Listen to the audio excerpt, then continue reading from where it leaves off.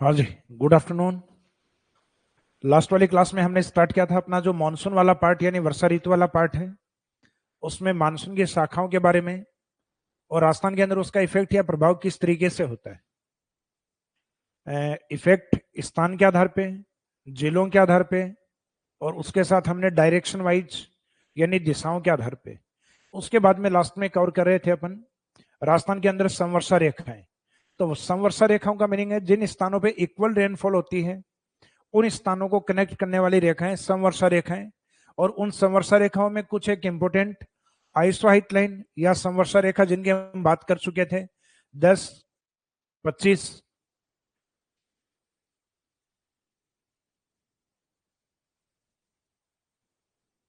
ये जस्ट अभी आएंगे मैसेज, ठीक।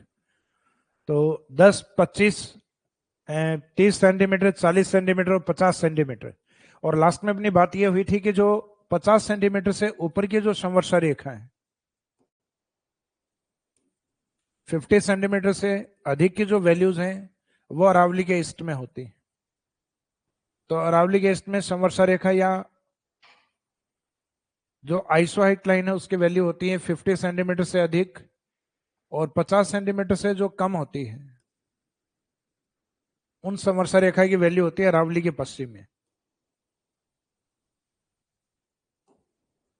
जैसे अपने राजस्थान के वागड़ और हाड़ौती वाला जो पार्ट है, इन क्षेत्रों में समवर्षा रेखा जैसे यहाँ पर लगभग 80 सेंटीमीटर, और अधिकतम वर्षा वाले जिले बांसवाड़ा, प्रतापगढ़ और झालावाड़, यहाँ लगभग 90 सेंटीमीटर समवर्षा रेखा पाई जाती है। तो राजस्थान के अंदर जो हाड़ौती वाला पार्ट है, जहाँ एक स्केल के तौर पे देखें तो वर्षा लगभग 80 से 120 सेंटीमीटर, जिसका एक एवरेज देखें तो लगभग 100 सेंटीमीटर के आसपास। तो आपके 90, 80 या 110 या 120 इसके आसपास की जो समवर्षा रेखा है वो आपकी हाड़ौती की तरफ रहती हैं। हालांकि एवरेज के तौर पर यहाँ मैक्सिमम 90 सेंटीमीटर होता है। हालांकि वर्षा के तौर पे हम औसत वर्षा बांसवाड़ा झालावाड़ की लगभग 100 सेंटीमीटर मानते हैं, लेकिन समवर्षा रेखाओं में इन जिलों को मुख्यतः 90 सेंटीमीटर के ऊपर इंडिकेट किया हुआ है।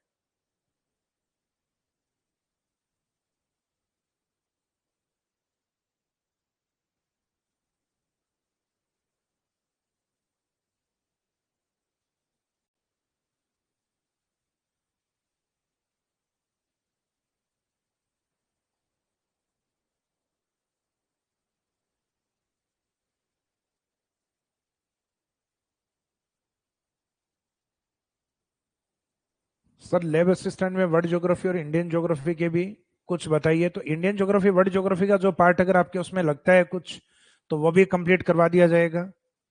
जैसे दोनों, जैसे एक तो आपका है जो ज्योग्राफी वाले स्टूडेंट हैं लैब असिस्टेंट वाले, उनका कोर्स थोड़ा सा अलग दिया हुआ है, और जो साइंस वाले स्टूडेंट हैं उनका जो लैब असिस्टेंट का कोर्स है वो अलग दिया हुआ है। तो जो जो पार्ट आपके सिलेबस में एड ऑन किए हुए हैं वो उनके अकॉर्डिंग कंप्लीट करवा दिए जाएंगे। जैसे जिनके इंडिया वर्ड वाला पार्ट नहीं दिया हुआ तो उनको नहीं पढ़ना है, और जिनके सिलेबस में एड ऑन है तो उनका सिलेबस के अकॉर्डिंग करवाया कंप्लीट करवाया जाएगा।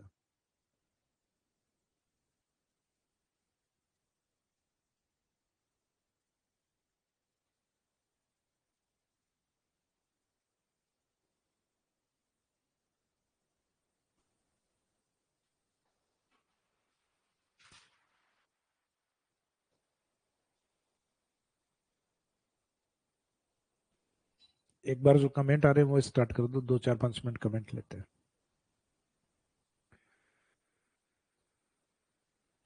सर अरावली का सुदूर दक्षिणी बिंदु कौन सा है जहां से अरावली शुरू होती है? देखो सुदूर बिंदु जो है मोस्ट सदर्न पॉइंट, वो तो अरब सागर की तरफ भी माना जाता है मिनिकाई द्वीप के अंदर।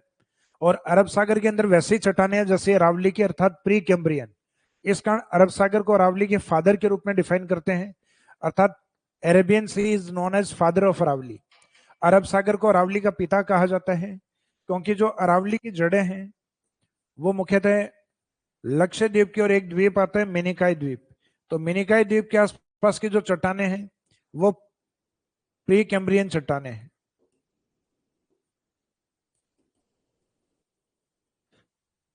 इस कारण जो अरावली वाला जो एरिया है वो सुदूर दक्षिण में मुख्यतः लक्षद्वीप की तरफ माना गया, मिनिकॉय द्वीप की ओर।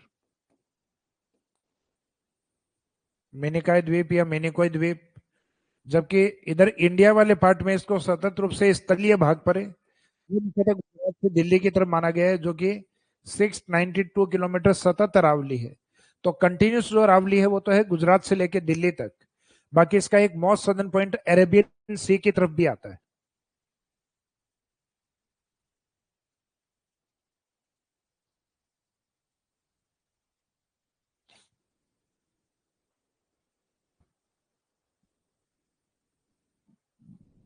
सर माही बेसिन में चावल, मक्के और गन्ने के अलावा भी कोई और क्रॉप्स है क्या? बिल्कुल है, स्थानीय जो फसलें हैं उनको भी महत्व दिया जाता है, यानी लोकल सीजन में।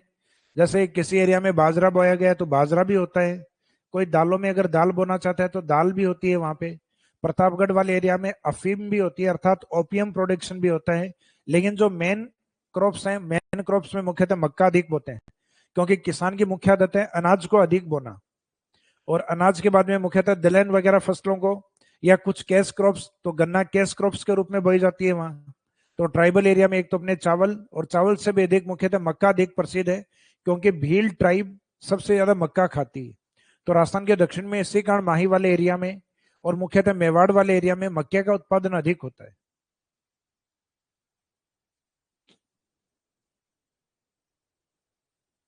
ये वेब वर्जन के बारे में कुछ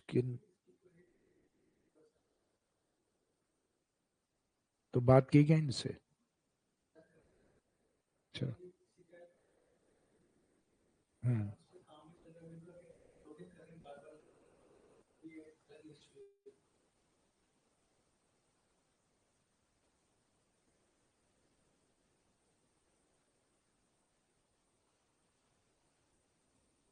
चलो स्टार्ट करते हैं अपन इसमें।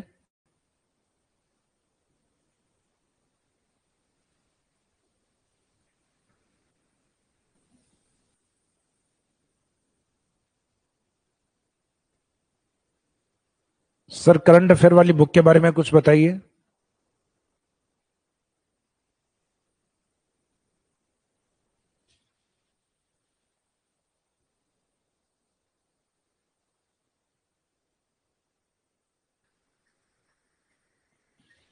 देखो करंट अफेयर वाली जो बुक है, तो करंट अफेयर अपना जो सितंबर वाला है वो बुक आज इवनिंग तक आपके आ जाएगी।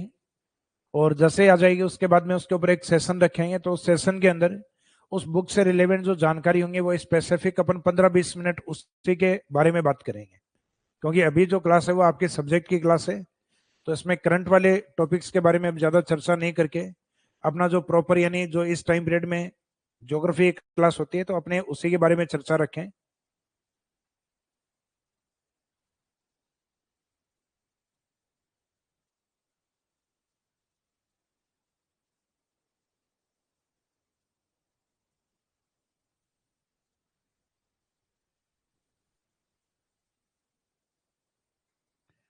लैब असिस्टेंट ज्योग्राफी वाले स्टूडेंट, उनके साइंस नहीं आती जीके वाले पार्ट में। आपके जीके वाले पार्ट में सही 3 ही पार्ट दिए हुए हैं इसमें, एक तो ज्योग्राफी वाला पार्ट है, एक आर्ट एंड कल्चर, और एक हिस्ट्री वाला पार्ट।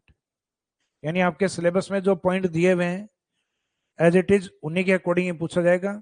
सिलेबस से आउट उसमें नहीं जाते एग्जामिनर, यानी सब्जेक्ट में भी और सिलेबस में भी मुख्यतः सब्जेक्ट के जो मेन पॉइंट्स हैं उन्हीं मेन पॉइंट्स को टारगेट करके उन्हीं में से एक क्वेश्चन निकालते हैं। क्योंकि पुराने क्वेश्चन पेपर हैं वो आपके बिल्कुल भी टफ नहीं आए हुए हैं।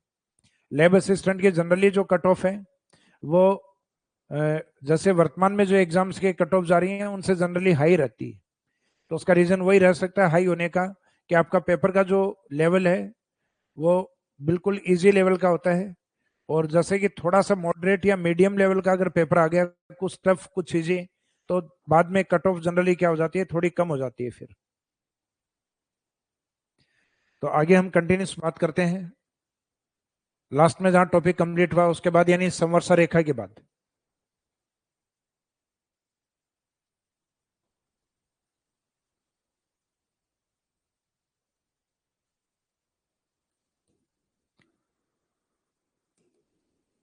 तो अपना जो रेनी सीजन वाला पार्ट चल रहा था, रेनी सीजन यानी वर्षा ऋतु। जिसमें मानसून का लगभग पार्ट कंप्लीट हो गया था। अब कुछ अदर इंपॉर्टेंट फैक्ट इसमें बचे हैं जिनको अपने को कंप्लीट करना है।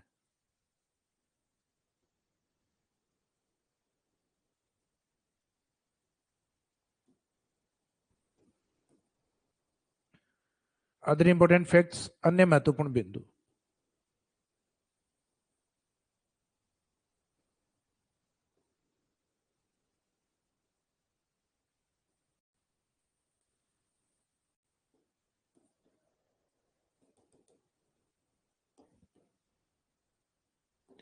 तो अदर इंपॉर्टेंट फैक्ट्स या अन्य महत्वपूर्ण बिंदु में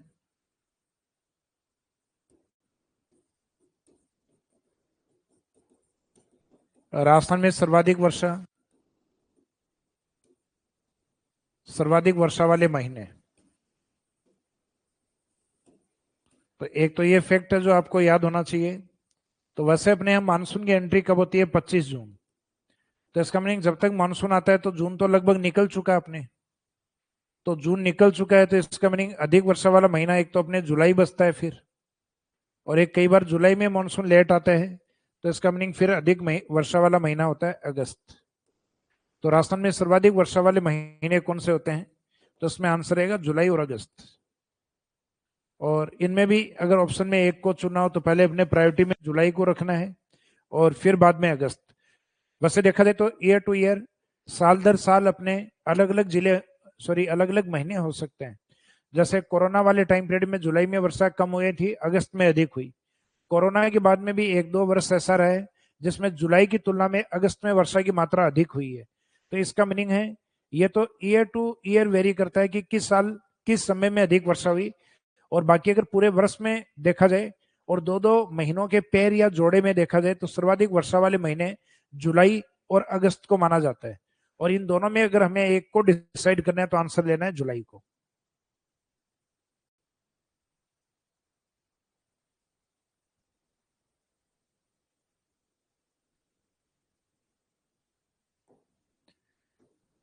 तो इसका मीनिंग बिना किसी ईयर मेंशन किए नॉर्मल पूछते हैं तो आंसर अपना क्या रहेगा? जुलाई। जैसे जनरली आपसे नॉर्मल क्वेश्चन पूछा गया कि राजस्थान में औसत वर्षा किस जिले में अधिक है, तो औसत वर्षा हो सकता है किसी साल सवाई माधोपुर या दौसा में भी अधिक हो जाए, और हो सकता है किसी वर्ष ये वर्षा की जो मात्रा है ये आपके जो प्रतापगढ़ वाला झालावाड़ वाला जो पार्ट है उसमें भी अधिक हो जाए। कई बार हो सकता है बाड़मेर में भी अधिक हो। जैसे 2006 में बाड़मेर में भी बाढ़ आ गई थी। तो बाढ़ आ गई थी, क्लाउड बर्स्टिंग हो गया था और अचानक तेज वर्षा। लेकिन जनरली हमें पता है बाड़मेर में अधिक वर्षा नहीं होती, लेकिन किसी इंडिविजुअल ईयर में हो सकता है बाड़मेर भी आगे निकल जाए। तो इसका मीनिंग है कि साल दर साल इसमें लोकेशन आपकी चेंज होती है जिलों को लेकर, लेकिन एक एवरेज तौर पे सर्वाधिक वर्षा वाला जिला अपने झालावाड़ को, और ऑप्शन नहीं होता देन हम आंसर मानते हैं बांसवाड़ा को।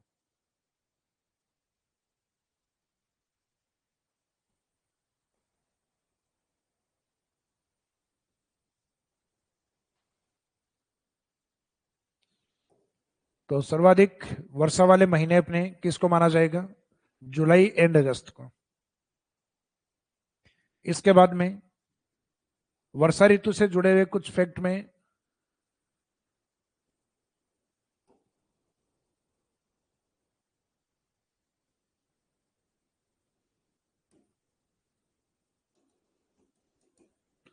राजस्थान में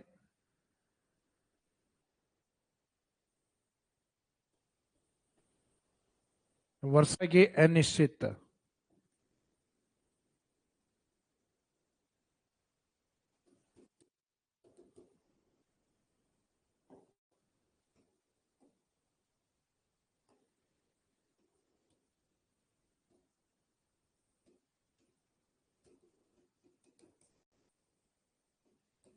अनसर्टेनिटी,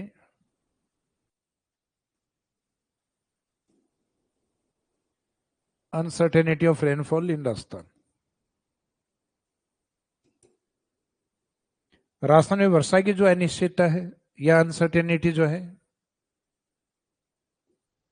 ये मुख्यतः डिपेंड करती है कि जिन क्षेत्रों में वर्षा कम होती है वहां अनिश्चितता बढ़ जाती है। जबकि जिन क्षेत्रों में वर्षा अधिक होती है, वर्षा की मात्रा अधिक होती है, एरो का ऊपर होने का मीनिंग अधिक, वहां अनसर्टेनिटी या वर्षा की अनिश्चितता कम पाई जाती है।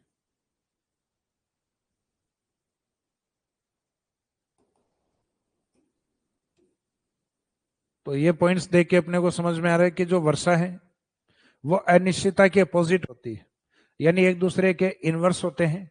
जैसे फॉर एग्जाम्पल आप जैसलमेर में जाओ और जैसलमेर में जाके वहां के स्थानीय लोगों से पूछो कि भाई आपकी वर्षा कब आएगी, तो वह आसमान की ओर देख के यही कहेंगे भगवान भरोसे। तो ये भगवान भरोसे क्यों कहा जाता है, तो इसके पीछे रीजन है क्योंकि जिन क्षेत्रों में मानसून बहुत देरी से जाता है या बहुत कम वर्षा होती है, तो इसका मीनिंग वहां वर्षा की अनसर्टेनिटी यानी मानसून आने की अनिश्चितता कम रहती है, सॉरी अनिश्चितता अधिक रहती है।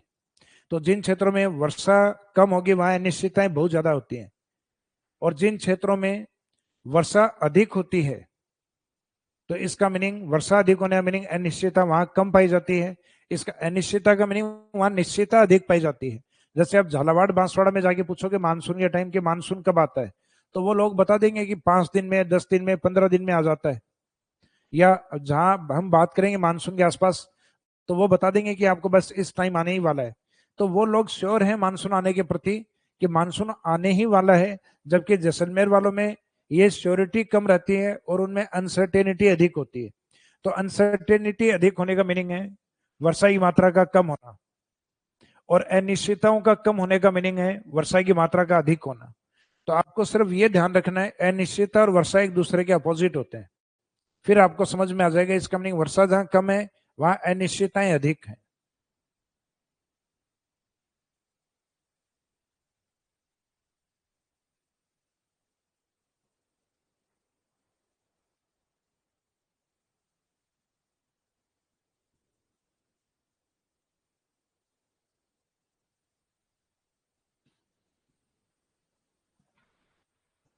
सर अधिक वर्षा वाले ऑप्शन दोनों आ जाएं जुलाई और अगस्त, तो किसको आंसर माना जाएगा?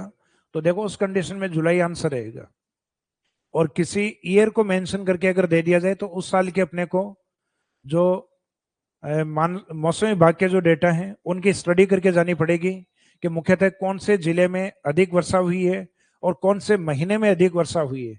जैसे टॉपिक कंप्लीट होने के बाद हम लगभग जो लास्ट ईयर का जो मानसून है या इस साल का जो मानसून है उसके भी देखेंगे डेटा, अगर मौसम विभाग ने डाल दिए तो लास्ट ईयर और इस साल के भी आ गए हो तो इस साल के, तो दोनों के जो, जैसे कि आज शाम को इसकी स्टडी करके कल ये मुख्यतः साल दर साल वाले जो डेटा हैं जिसमें एक तो लास्ट ईयर के और एक करंट ईयर जो वर्तमान वर्ष चल रहा होता है, अगर उसके डेटा अवेलेबल हो गए हो तो उसके भी डलवा देंगे।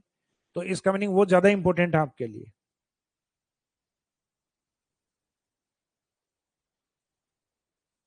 क्योंकि आजकल क्वेश्चन थोड़े करंट वाले भी पूछने लग गए हैं ज्योग्राफी के अंदर, यानी वो चीजें जो हाल ही में अपडेट हुई हो या एग्जामिनर को लगता है कि थोड़ा सा अपडेट पार्ट।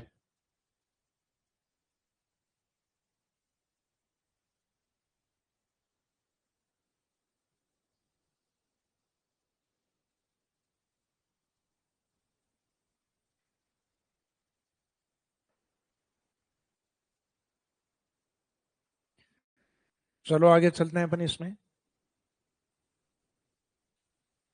तो यहां आपके आंसर क्या रहेंगे? वर्षा कम होती है, वर्षा कम का मीनिंग फॉर एग्जाम्पल जैसे जैसलमेर जिला है, तो जैसलमेर जिले में वर्षा कम है तो इसका मीनिंग है वहां पे अनिश्चितताएं सबसे अधिक होती है। तो राजस्थान में सर्वाधिक वर्षा की अनिश्चितता कहां पाई जाती है? जैसलमेर।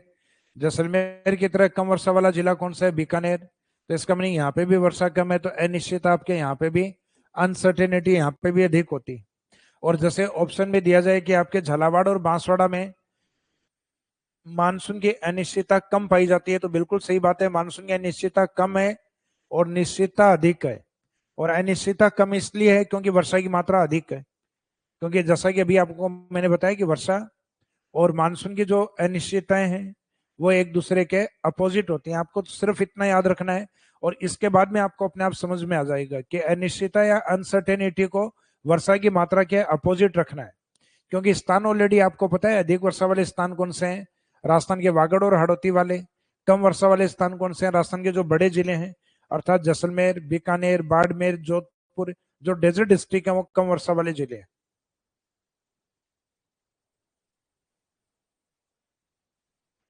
अनिश्चितता ये बाद में एक पॉइंट आता है।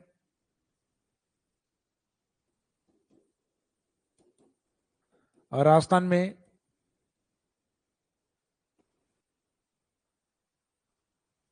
वर्षा में परिवर्तनशीलता।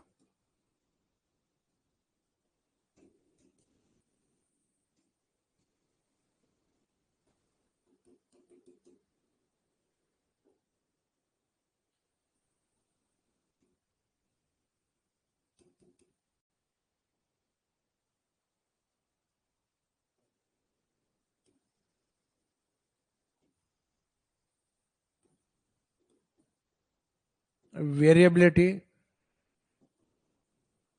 इन रेनफॉल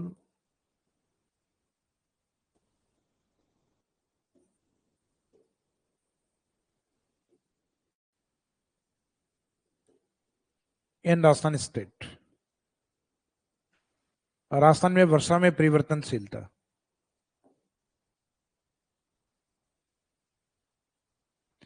तो वर्षा में परिवर्तनशीलता दो तरीके की होती है, और एक तो इसमें होती है वर्षा ऋतु में,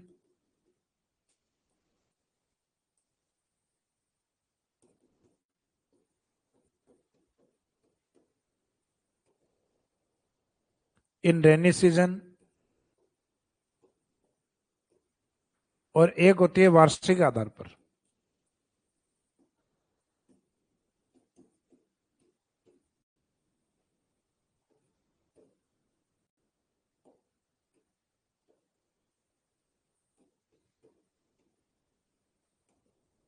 एनुअल बेस।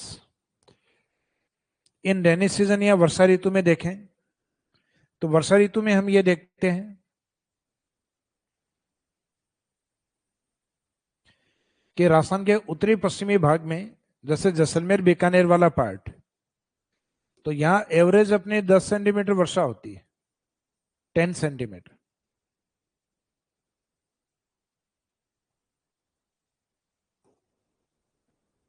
एवरेज कितनी वर्षा होती है? 10 सेंटीमीटर। लेकिन इस एरिया में पॉसिबल है कि 10 सेंटीमीटर से बढ़कर वर्षा की मात्रा आपके 20 सेंटीमीटर भी हो सकती है, क्योंकि डेजर्ट एरिया में लगभग एरिड क्लाइमेट में आपके 0 से 20 सेंटीमीटर वर्षा होती है। तो इसका मीनिंग 0 से 20 का मीनिंग है एरिड। तो एवरेज हम 10 सेंटीमीटर मानते हैं, तो 10 से 20 का होने का मीनिंग है 100% ग्रोथ होना। लेकिन जैसलमेर तो अपनी कंडीशन एरिड से बाहर नहीं आ पाया। चाहे 5 सेंटीमीटर हो तो 5 से अगर 15 हो गया तो भी एरिड है, 5 है तो भी एरिड है। लेकिन 5 सेंटीमीटर एवरेज अगर वर्षा होती है और वहां पे बाई चांस 15 सेंटीमीटर हो गया, तो इसका मीनिंग आपकी 200% वर्षा की ग्रोथ हो गई। तो मीनिंग है जहां वर्षा कम होती है वहां थोड़ी सी वर्षा बढ़ने के साथ ही आपकी परिवर्तनशीलता या वेरिएबिलिटी बहुत ज्यादा हो जाती है। जैसे औसत 10 सेंटीमीटर वर्षा हो रही है तब भी जैसलमेर एरिड है, और 20 हो गई तो भी जैसलमेर एरिड है। लेकिन वो 10 से 20 होने का मीनिंग 100% ग्रोथ होना। तो जिन क्षेत्रों में सामान्यतः वर्षा ऋतु के अंदर वर्षा कम होती है, तो उन क्षेत्रों में अगर 20 सेंटीमीटर वर्षा हो गई तो वहां परिवर्तनशीलता अधिक मानी जाती है।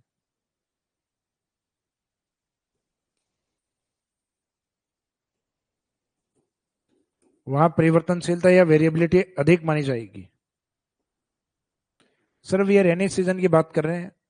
जबकि झालावाड़ और जो बांसवाड़ा वाला एरिया है, तो ये बांसवाड़ा और झालावाड़ का जो क्षेत्र है, जिन क्षेत्रों में सामान्यतः वर्षा अधिक होती है, जैसे 100 सेंटीमीटर वर्षा होती है, तो यहाँ 100 सेंटीमीटर का मीनिंग है कि इससे अगर अधिक वर्षा हो तो सकता है कि यहाँ 120 सेंटीमीटर हो जाए, 130 सेंटीमीटर हो जाए, और अधिक हो जाए तो 150 सेंटीमीटर।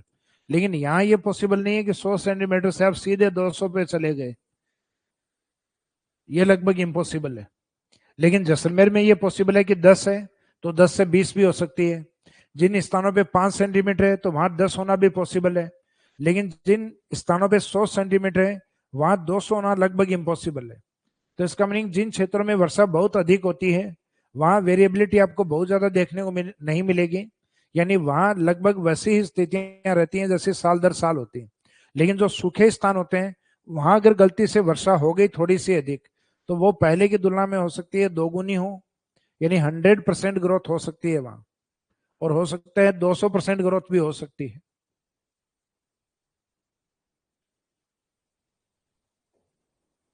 तो इसका मीनिंग है वर्षा ऋतु में जिन स्थानों पे वर्षा अधिक है, हम सिर्फ वर्षा ऋतु की बात कर रहे हैं, रेनी सीजन की, जिन स्थानों पे वर्षा अधिक है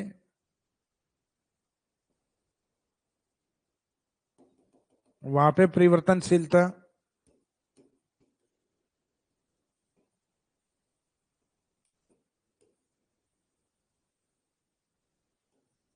परिवर्तनशीलता कम होती है। जैसे जिन स्थानों पे वर्षा की मात्रा कम है पश्चिमी राजस्थान में, तो जहां वर्षा की मात्रा कम है वहां परिवर्तनशीलता अधिक होने की पॉसिबिलिटी है। लेकिन ये बात हम कर रहे हैं सिर्फ रेनी सीजन वर्षा ऋतु की, इस बेस पे। तो वर्षा ऋतु के अंदर जो परिवर्तनशीलता है वो भी अनिश्चितता की तरह है। यानी यहाँ पे भी वर्षा और मुख्यतः परिवर्तनशीलता एक दूसरे के अपोजिट है।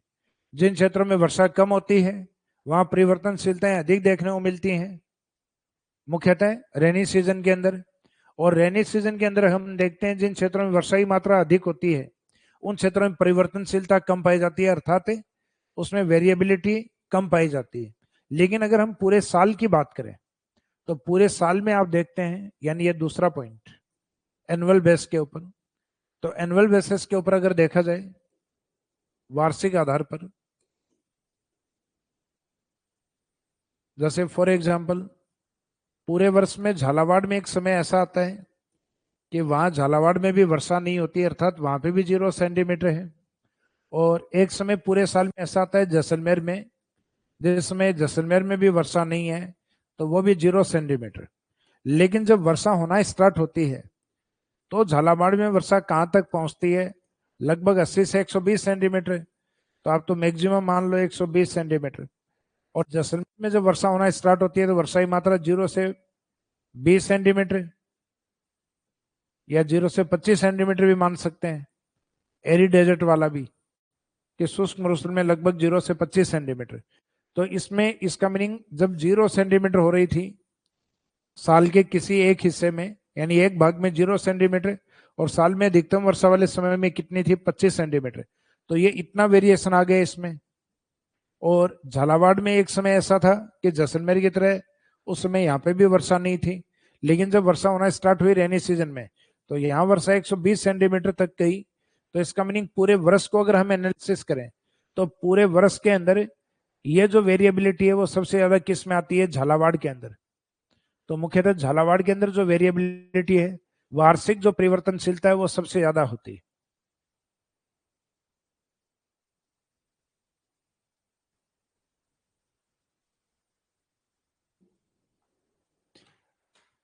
ये वाला जो समझा है ये समझ में आ गया, आप लोग अपनी तरफ से कमेंट करके बताइए।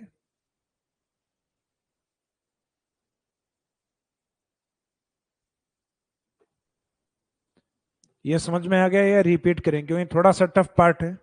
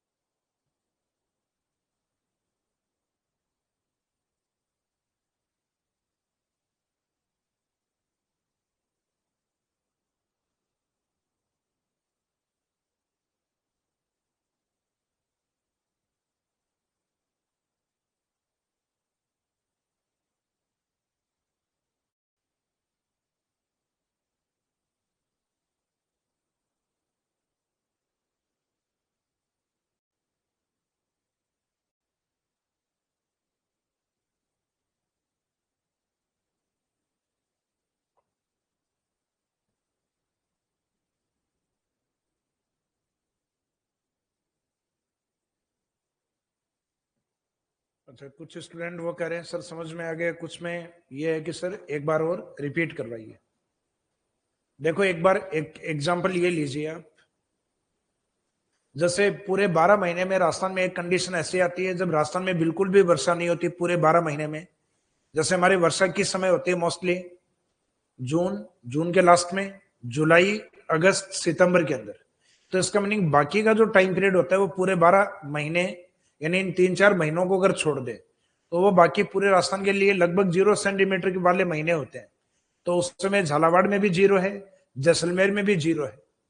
तो पूरे 12 महीने हम देखते हैं कुछ जिले पूरे राजस्थान के अंदर ही 0 सेंटीमीटर है। लेकिन जब वर्षा होना स्टार्ट होती है वर्षा ऋतु के अंदर, तो जैसलमेर कहां तक जाता है? तो लगभग 20 सेंटीमीटर तक।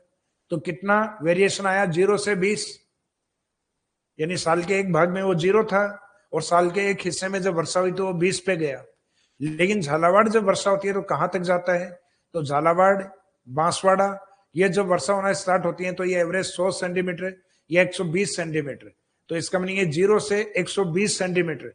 तो ये वेरिएशन काफी ज्यादा है कि एक समय में तो वो 0 पे थे और एक समय में वो 120 पे थे।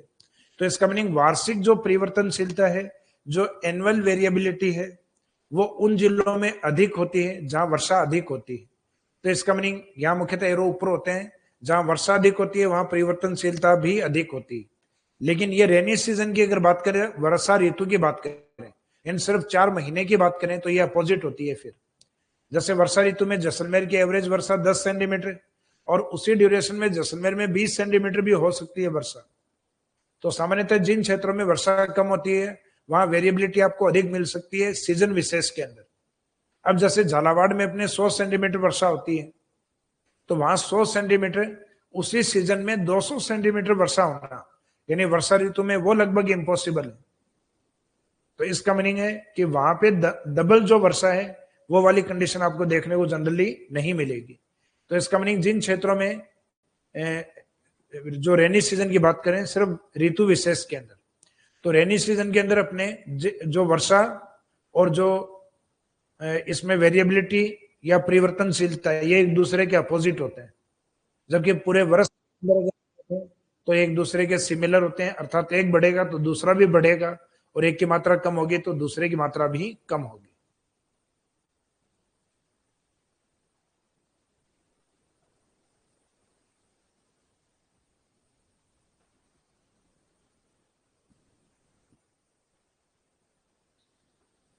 देखो इनको एक बार क्लास को जैसे समझ में नहीं आ रहा तो वापस रिपीट कर लेना, क्योंकि ये धीरे धीरे समझ में आ जाएगा।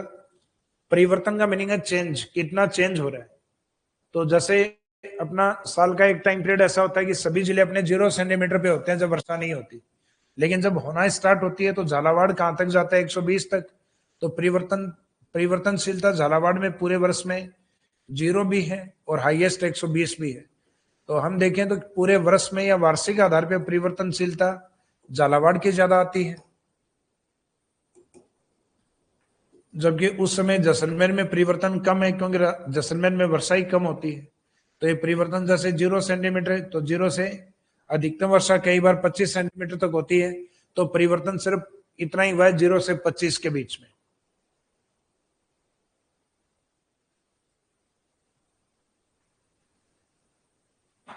एक कमेंट आया कि सर अधिक वर्षा परिवर्तनशीलता का व्युत्क्रमानुपाती होता है।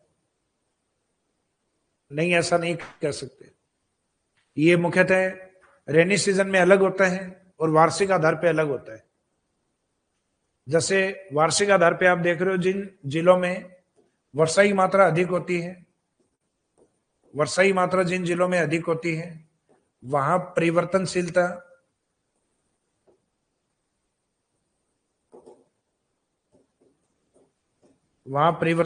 अधिक पाई जाती है।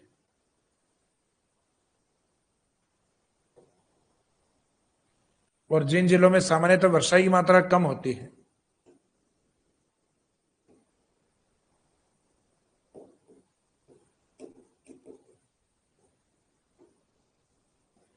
वर्षा की मात्रा कम होती है वहां परिवर्तनशीलता भी कम पाई जाती है। ये तो मुख्यतः किसके आधार पे? ये तो अपने एनुअल बेस पे, वार्षिक आधार पे। लेकिन रेनी सीजन के अंदर अपोजिट होता है। वार्षिक आधार पर समानुपाती होता है, जबकि वर्षा ऋतु में ये व्युत्क्रमानुपाती होता है, अपोजिट होता है।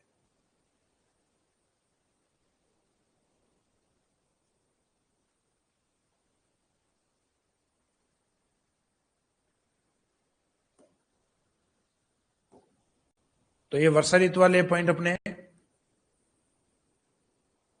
मुख्यतः अधिक वर्षा वाले महीने, तो अधिक वर्षा अपने एक तो जुलाई में, जुलाई अगर ऑप्शन नहीं हो तो देन आंसर अगस्त के अंदर।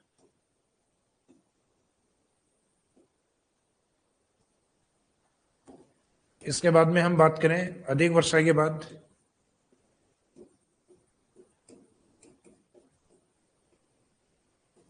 मानसून की अनिश्चितता, अनसर्टेनिटी। तो अनिश्चितताएं उतनी अधिक होती हैं जितनी वर्षा कम होती है, ये एक दूसरे के अपोजिट होते हैं।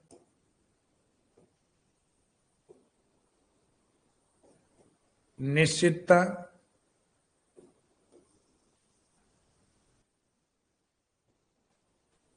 निश्चितता इसके अपोजिट होती है। तो निश्चितता तो जनरली नहीं पूछते हैं, परिवर्तनशीलता ज्यादा पूछते हैं।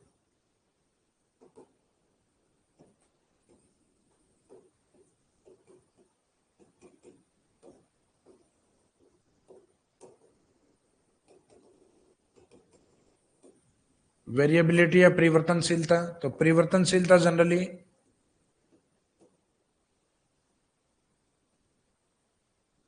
वार्षिक आधार पे अलग तरीके से काम करेगी और वर्षा ऋतु के अकॉर्डिंग अलग तरीके से। तो वर्षा ऋतु अपोजिट कि जिन क्षेत्रों में वर्षा कम है वहां परिवर्तनशीलता अपोजिट होती है, यानी अधिक होती है। और वार्षिक आधार पे पूरे वर्ष के अकॉर्डिंग अगर हम देखें तो वार्षिक आधार पे मुख्यतः जिन क्षेत्रों में आपकी वर्षा कम है वहां परिवर्तनशीलता भी कम पाई जाती है। तो ये ध्यान रखना, वार्षिक आधार पे यहाँ अलग डेटा रहेंगे और वर्षा ऋतु के अकॉर्डिंग यहाँ अलग डेटा रहेंगे। वर्षा ऋतु यानी रेनी सीजन के अकॉर्डिंग यहाँ अलग रहेंगे।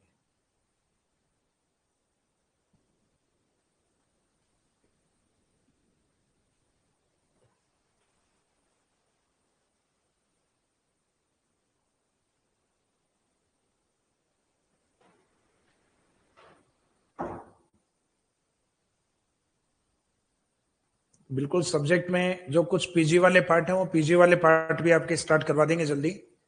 दीपावली यानी अक्टूबर में दीपावली वाला जो टाइम पीरियड है उसके बाद में पीजी वाले एक एक सब्जेक्ट को हम वीकली लेना स्टार्ट करेंगे, क्योंकि वो इतने बड़े पार्ट है, एक वीक में आपका एक पोर्शन कंप्लीट हो जाएगा।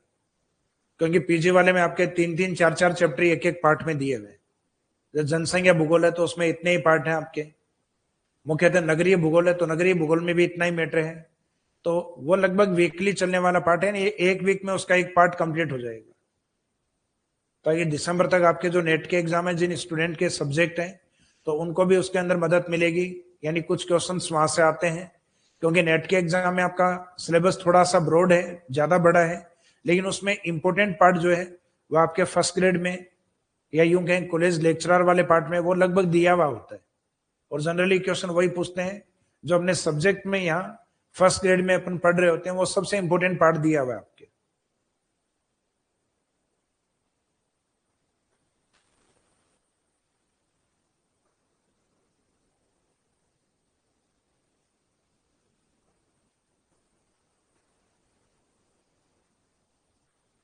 तो ये वाला वर्षा ऋतु वाला पार्ट कंप्लीट हो गया अपना। तो अपना जो पार्ट चल रहा था वो चल रहा था मुख्यतः ऋतु में। तो ऋतु में हमने जो क्लाइमेट सीजन है उसमें हमने दो पार्ट कंप्लीट कर लिए थे। एक तो समर सीजन वाला पार्ट कंप्लीट हो गया था आपका, ग्रीष्म ऋतु वाला पार्ट। उसके बाद में जो सेकंड पार्ट हमने स्टार्ट किया था वर्षा ऋतु, और वर्षा ऋतु में जो मुख्य घटना थी वो थी मानसून। तो ये वाला पॉइंट अभी तक हम कवर कर रहे थे इसमें, मानसून। अब इसके बाद में मानसून निवर्तन यानी मानसून लौटने वाली घटना वो होती है शरद ऋतु में। तो नेक्स्ट पॉइंट है ऑटम सीजन या शरद ऋतु।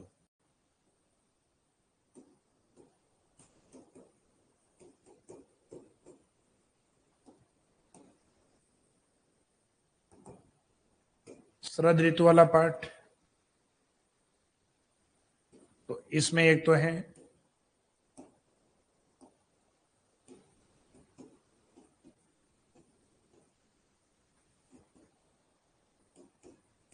मानसून निवर्तन, जो स्टार्टिंग में ऋतुओं में बताया भी था कि मानसून लौटने की घटना मानसून निवर्तन है, retreating of monsoon, retreating of monsoon. एक मानसून लौटने के दौरान अचानक तापमान का बढ़ना, यह अपने आप में कार्तिक हीट,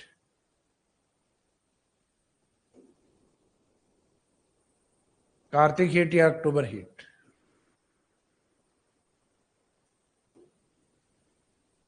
कार्तिक हीट या अक्टूबर हीट। तो अब इसमें से शरद ऋतु में पहले हम स्टार्ट करेंगे रेडिएटिंग मानसून, अर्थात मानसून का निवर्तन।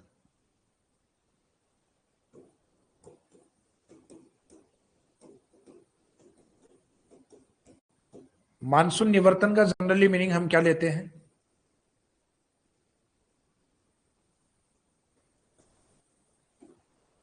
Radiating of monsoon.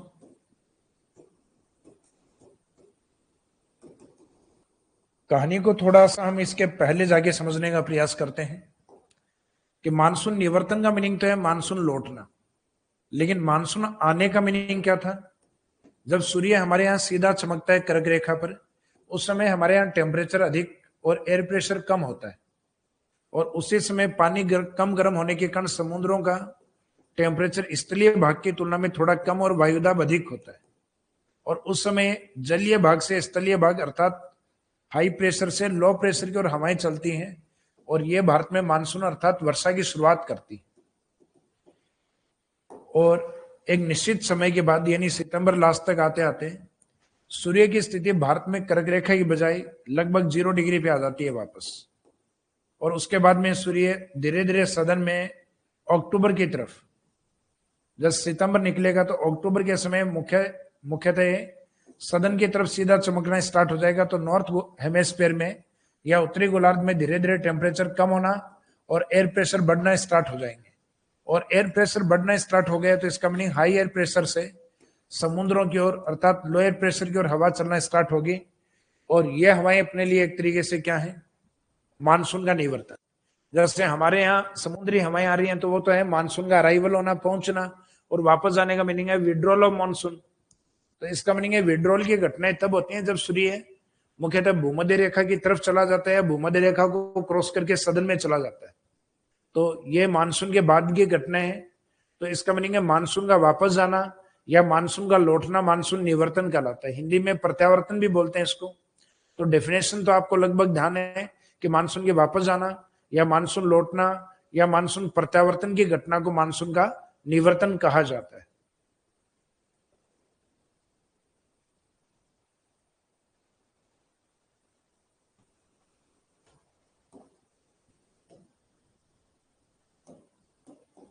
तो ये सेकंड वाला जो मैप है ये अपने से रिलेवेंट है। यहाँ ये तो मानसून आने वाला है और ये मानसून लौटना।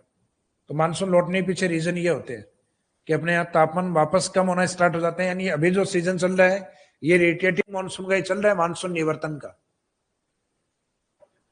जब टेम्परेचर कम हो रहे हैं, वायुदाब धीरे धीरे बढ़ रहे हैं, तो हवाएं स्थल से जल की ओर चल रही है।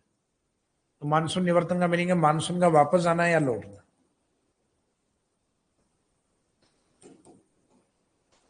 मानसून का वापस जाना या लौटना,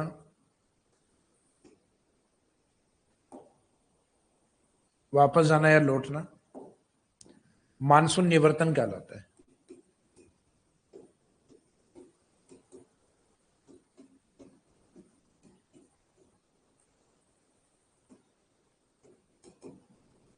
मानसून निवर्तन या मानसून प्रत्यावर्तन कहलाता है। प्रत्यावर्तन का अगर आपको डेट पूछ लिया जाए प्रत्यावर्तन, तो डेट तो हमें ध्यान है 30 सितंबर। तो इसका मीनिंग है वो तो जिस दिन से प्रत्यावर्तन स्टार्ट होता है वो डेट है। प्रत्यावर्तन एक दिन में नहीं होता। जैसे मानसून जो आता है वो भी एक दिन में नहीं आता। हालांकि वो डेट अगर पूछ ली जाए किस दिन पहुंचता है तो वो डेट हमारे मौसम विभाग ने 25 जून ली हुई है, लेकिन वो आर्द्रता जो आई है वो हमारे केवल 25 जून की नहीं है। जैसे जैसे हमारे यहाँ टेम्परेचर बढ़ना स्टार्ट हुए थे मार्च से, तो वैसे वैसे वायुदाब कम हुआ है, और वायुदाब कम होने के कारण समुद्र से ह्यूमिडिटी कंटिन्यूस शिफ्ट हुई है, जो मार्च में, अप्रैल में, मई में, जून में। अब वो जून में मैक्सिमम टेम्परेचर और लो प्रेशर होने के कारण वो ह्यूमिडिटी ज्यादा शिफ्ट हुई है, और ज्यादा शिफ्ट हुई है उसके साथ मानसून एक्टिव हो गया। तो इसका मीनिंग वो जो आर्द्रता बढ़ी थी वो केवल 25 जून की नहीं थी, वो मार्च, अप्रैल, मई, जून। तो जो आर्द्रता कम होगी या समाप्त होगी तो एक 30 सितंबर को कम नहीं होगी, वो अगले 2 महीने तक लगभग धीरे धीरे ह्यूमिडिटी होती है एटमॉस्फेयर की, वो धीरे धीरे वापस आती है, लौटती है। तो निवर्तन का समय अगर एक डेट में नहीं लेके महीनों में लिया जाए तो 30 सितंबर के बाद के 2 महीने इसमें माने जाते हैं, अर्थात अक्टूबर और नवंबर। तो मानसून के वापस जाने की घटना को या लौटने की घटना को, वापस जाना या लौटने की घटना मानसून निवर्तन कहलाता है, जिसका टाइम पीरियड या समय सितंबर के बाद के 2 महीने होते हैं, अक्टूबर एंड नवंबर। ये मानसून निवर्तन का समय।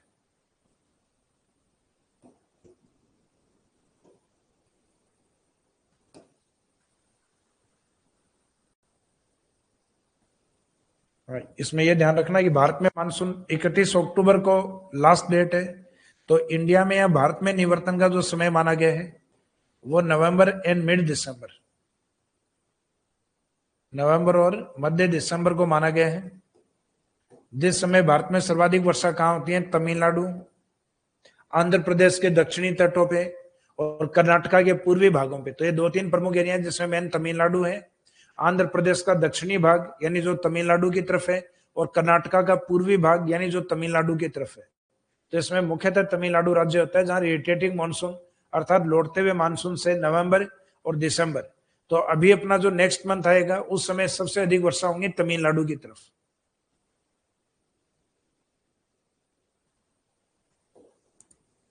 और इसी दौरान मानसून लौटने के दौरान अचानक जो टेम्परेचर बढ़ते हैं कार्तिक महीने में, उसको हम कहते हैं कार्तिक हीट, कार्तिक हीट या अक्टूबर हीट।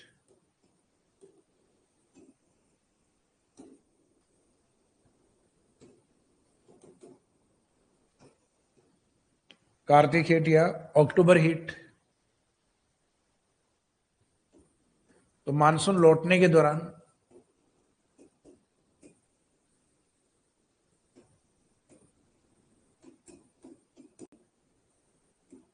मानसून लौटने के दौरान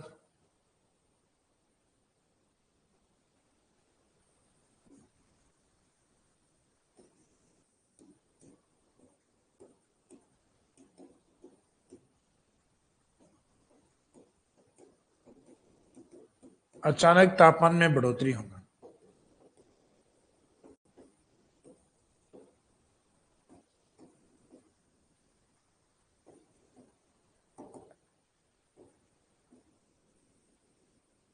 अचानक तापमान में बढ़ोतरी होना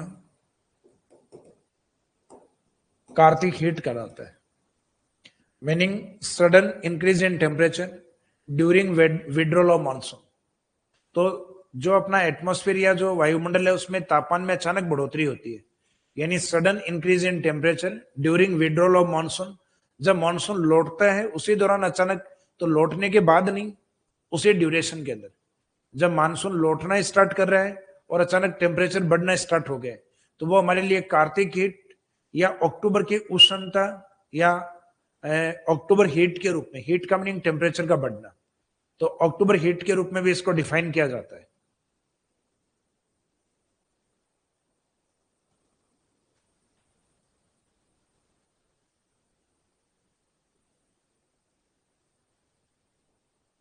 एक क्वेश्चन है कि सर ये अक्टूबर नवंबर में तो टेम्परेचर कम होते हैं, तो टेम्परेचर कम होते हैं तभी तो हमारे एयर प्रेशर बढ़ते हैं, और जब वायुदाब बढ़ते हैं तो इसका मीनिंग उस समय भारत के स्थलीय भाग से और जलीय भाग की ओर हवाएं चलती हैं, तो ज्यादातर हवाएं हमारे स्थलीय भाग से जाती हैं, इस कारण वर्षा नहीं करवा पाती। लेकिन भारत के पूर्वी भाग से जो हवाएं जाती हैं वो बंगाल की खाड़ी की नमी को ग्रहण करके और तमिलनाडु के तट से टकरा जाती हैं। तो मुख्यतः ये जो पूर्वी भारत की ओर से हवाएं आती हैं, इनके ऊपर बंगाल की खाड़ी आने, यानी ये जो ह्यूमिडिटी वाला एरिया है, क्योंकि कोई भी हवा अगर समुद्र के ऊपर से निकलेगी तो ह्यूमिडिटी उसके अंदर आती, तो जैसे ही वो बंगाल की खाड़ी के ऊपर से आते हुए तमिलनाडु के तट पे पहुंचती हैं तो लौटते हुए मानसून से मुख्यतः तमिलनाडु पे वर्षा इस कारण होती है क्योंकि ये हवाएं मुख्यतः बे ऑफ बंगाल के ऊपर से लौटती है, तो इस कारण वो वापस आर्द्रता ग्रहण कर लेती हैं, जबकि भारत के बाकी हिस्से में लौटते हुए मानसून से वर्षा नहीं होती। इसका मतलब लौटता हुआ मानसून वर्षा नहीं करवाता, आते हुए मानसून से वर्षाएं होती हैं।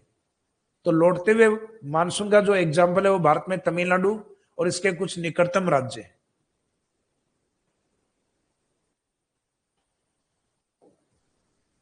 तो ये मानसून लौटने के दौरान यानी मानसून वापस जाने के दौरान अचानक तापमान में बढ़ोतरी होना।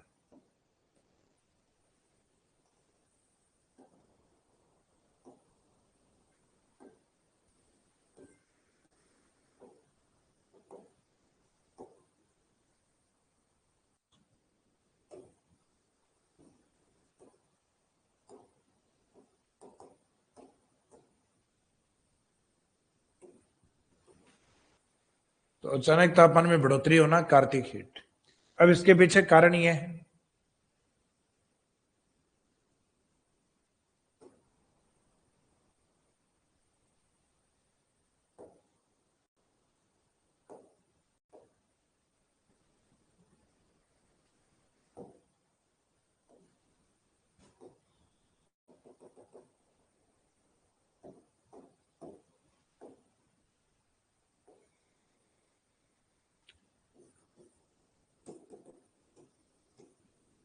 कार्तिक हीट के पीछे जनरली कारण हम ये मानते हैं, जैसे 25 जून से 30 सितंबर तक अपना जो एटमॉस्फेयर या जो वायुमंडल है, उस वायुमंडल के अंदर इस समय मानसून जब आता है तो वायुमंडल में आर्द्रता अधिक होती, जबकि उस ड्यूरेशन में भूमिगत आर्द्रता कम रहती है। लेकिन जैसे जैसे बारिश होती है, क्योंकि मानसून आने का मीनिंग है क्लाउड्स का बनना और कंटिन्यूस वर्षा का होना, तो ये वर्षा जब कंटिन्यूस होती है तो वायुमंडल की आर्द्रता धीरे धीरे क्या हो जाती है, कम।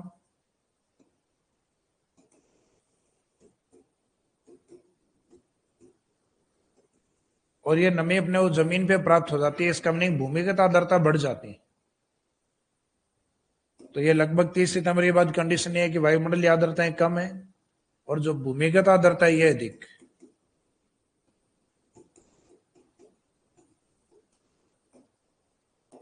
भूमिगत आर्द्रता अधिक है तो इसका मीनिंग है कि वायुमंडल के अंदर ह्यूमिडिटी पार्ट्स कम हो गए, और जब एटमॉस्फेयर में आर्द्रता कम हो जाती है तो इसका मीनिंग क्लाउड बनने की पॉसिबिलिटी कम हो गई है। जब ह्यूमिडिटी अधिक होती है तो क्लाउड्स ज्यादा बनते हैं, और थोड़ा सा अपना जैसे रेनी सीजन हम मानते हैं थोड़ा सुहावना मौसम होता है, क्योंकि क्लाउड्स के कारण टेम्परेचर उतना महसूस नहीं होता। लेकिन जैसे ही मानसून निवर्तन करता है और ह्यूमिडिटी कम होती है, तो ह्यूमिडिटी कम होने का मीनिंग वायुमंडलीय आर्द्रताएं कम हो गई, तो इसका मीनिंग क्लाउड हट जाएंगे और फिर अपने को तेज धूप जो कि जमीन की तरफ महसूस होगी। अब जो जमीन की नमी है वो भी कंप्लीट जमीन के नीचे नहीं बैठी है, और ना वो इवेपोरेट या वाष्पीकृत होकर ऊपर उठी है, तो वो जो नमी बची है वो या तो ज्यादातर जमीन में बैठ जाती है और थोड़ी बहुत बचती है तो एटमॉस्फेयर में वो एज ए वाटर वेपर या जलवाष्प के रूप में चली जाती है। लेकिन कुछ समय तक वो भूमि के अंदर उपस्थित होती है, और वो 1 से 2 वीक तक का समय होता है जब तक ये या तो वाष्पीकृत होगी या फिर जमीन के नीचे बैठ जाएगी। और उन 1 और 2 वीक में जो टेम्परेचर बढ़ते हैं वो हमारे लिए कार्तिक हीट है, अक्टूबर हीट है, जो कई बार अपने को फील करवाते हैं जैसे मई और जून वापस आ गया हो। हालांकि उतनी गर्मी तो नहीं होती, लेकिन मई जून से कई बार हम तुलना करवाने लग जाते हैं इस टाइम पीरियड की, जो अक्टूबर के आसपास में चल रहा होता है या हिंदी मास के अकॉर्डिंग कार्तिक के समय चल रहा होता है, तो ये अपने लिए कार्तिक हीट होता है।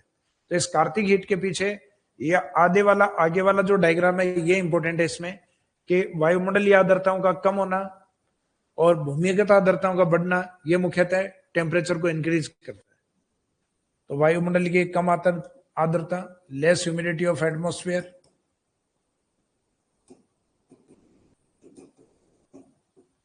less humidity of atmosphere,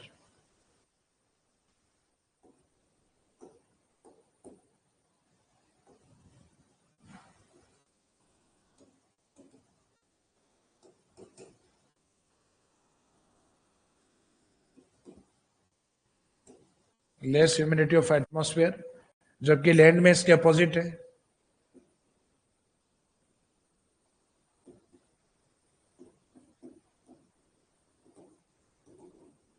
high humidity of atmosphere.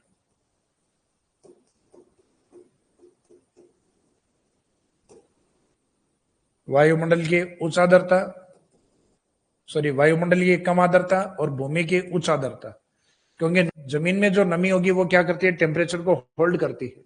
तो जनरली अपना एटमॉस्फेयर में नमी और कार्बन डाइऑक्साइड जो होते हैं ये टेम्परेचर को होल्ड करने वाले क्लाइमेटिक फैक्टर होते हैं, जलवायु कारक होते हैं।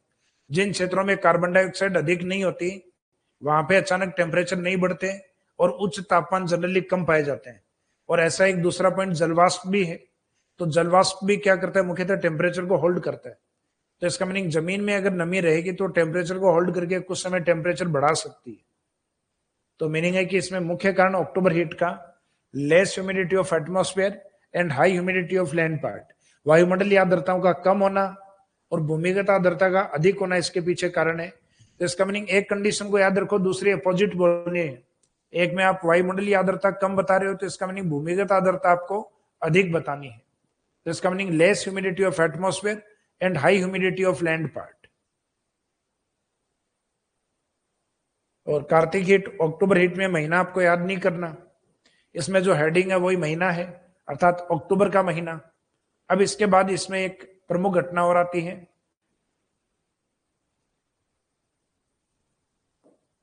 ये शरद ऋतु वाली अपनी दोनों प्रमुख घटनाएं कंप्लीट हो गई हैं। एक तो मानसून का निवर्तन यानी मानसून का लौटना, और मानसून रिटेटिंग मानसून के ड्यूरेशन में अचानक टेम्परेचर का बढ़ना यानी कार्तिक हीट या अक्टूबर हीट। कार्तिक हीट या अक्टूबर हीट।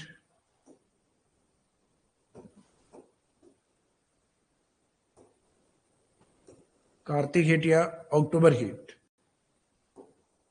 अब इसके बाद में जो पार्ट बचा है आपका, जो एक इंपॉर्टेंट पार्ट है, शीत ऋतु वाला पार्ट।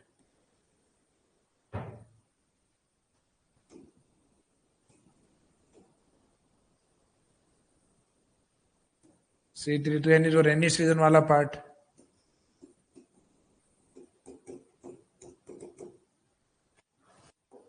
रेनी सीजन वाला पार्ट है शीत ऋतु वाला पार्ट। तो शीत ऋतु के अंदर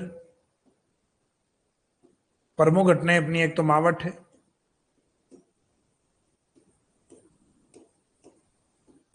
एक शीत लहर, ये दो पार्ट आते हैं।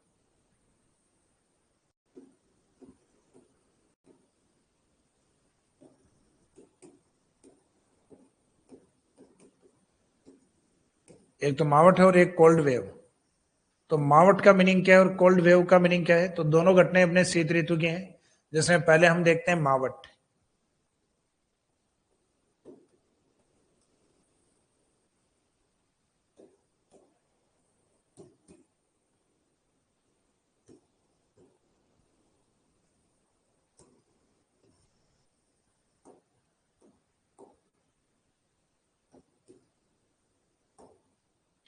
जैसे अफ्रीका का जो उत्तरी भाग है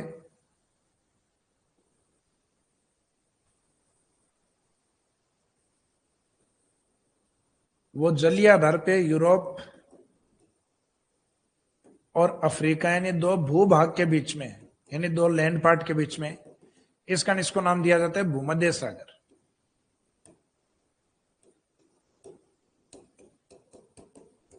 भूमध्य सागर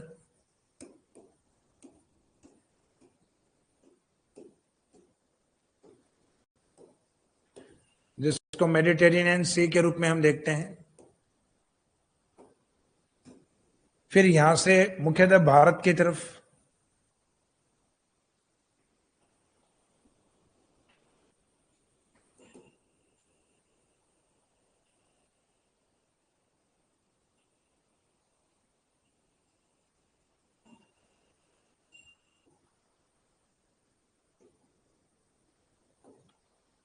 मुख्यतः यहां से भूमध्य सागर की ओर से ये जो पश्चिमी विक्षोभ जाते हैं, जो भारत के उत्तरी पश्चिमी भाग को अधिक प्रभावित करते हैं, और राजस्थान के भी इसी भाग को उत्तरी पश्चिमी राजस्थान।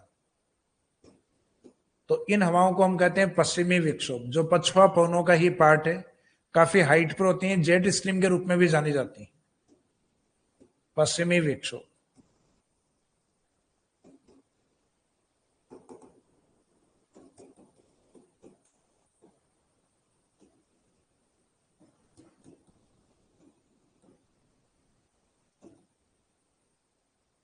इनको वेस्टर्न डिस्टरबेंस कहा जाता है, और ये भारत के जिस हिस्से को प्रभावित करेंगे, नॉर्थ वेस्ट वाले पार्ट को, राजस्थान का भी लगभग वही हिस्सा है, तो इंडिया के नॉर्थ वेस्ट वाले हिस्से में J&K वाला पार्ट,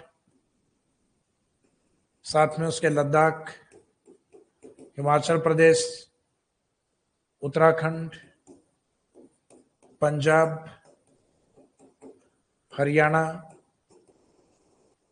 वेस्टर्न यूपी या पश्चिमी यूपी, और मुख्यतः उत्तरी पश्चिमी राजस्थान। नॉर्थ वेस्ट राजस्थान में अगर हम बात करें तो उत्तरी पश्चिमी राजस्थान में एक तो गेहूं उत्पादन वाला क्षेत्र श्री गंगानगर,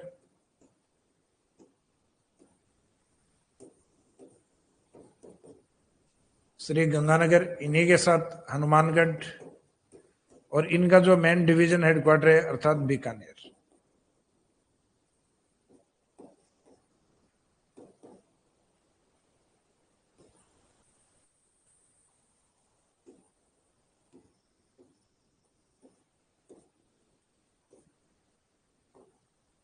तो ये मुख्यतः माउंट से वो जिले ज्यादा प्रभावित होते हैं जो मानसून से कम प्रभावित होते हैं, तो यहां थोड़ा सा अपोजिट है अपना।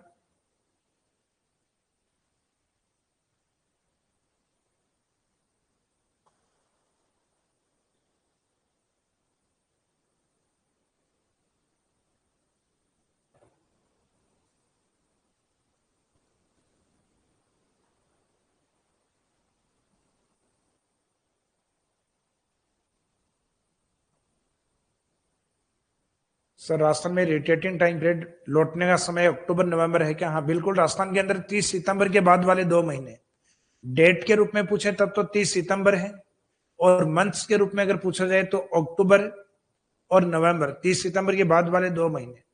भारत में डेट पूछा जाए तो भारत में अंतिम लौटने की तिथि होती है 31 अक्टूबर, 31 अक्टूबर, तो लौटने महीने बताए जाते हैं, तो उसके बाद के होते हैं नवंबर एंड मिड दिसंबर।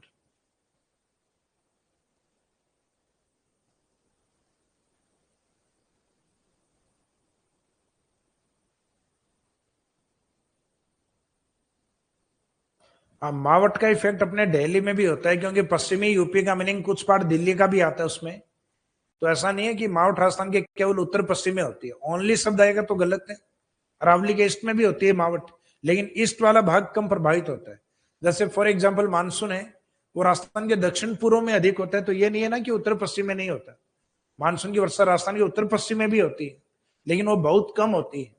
तो मावट भी सेम ऐसा ही है कि राजस्थान के उत्तर पश्चिम में अधिक है, और उत्तर पश्चिम में भी मुख्यतः उत्तर की तरफ अधिक है, जहां श्री गंगानगर, हनुमानगढ़, बीकानेर ये प्रमुख जिले हैं।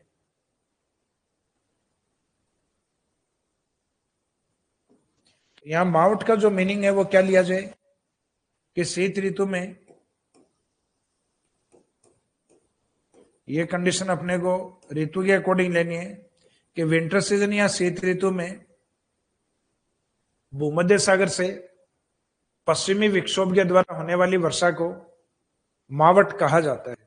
तो इसमें 2-3 कंडीशन है कि एक तो ये वर्षा किस समय होती है, शीत ऋतु, तो सिंपल ये दिया जाए विंटर सीजन रेनफॉल क्या कहलाती है, तो मावट कहां से आती है, भूमध्य सागर, तो भूमध्य सागर से आने वाली वर्षाओं को क्या कहा जाता है, तो भी आंसर मावट, मुख्यतः पश्चिमी विक्षोभ के द्वारा आती है। तो क्वेश्चन अगर पश्चिमी विक्षोभ के द्वारा तब भी आंसर रहेगा मावट। तो आपके चाहे शीतकाल के नाम से हो, चाहे भूमध्य सागर से हो, चाहे वेस्टर्न डिस्टर्बेंस अर्थात पश्चिमी विक्षोभ, सब में आंसर अपना सेम रहेगा मावट। तो इसमें डेफिनेशन के तौर पे हम लिख सकते हैं शीत ऋतु में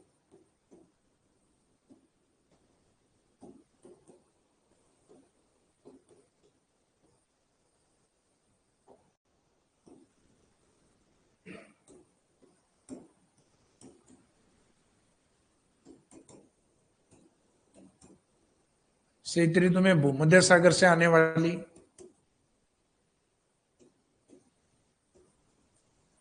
भूमध्य सागर से किसके रेफरेंस में आती है वो भी ऐड कर सकते हैं। भूमध्य सागर से पश्चिमी विक्षोभ के द्वारा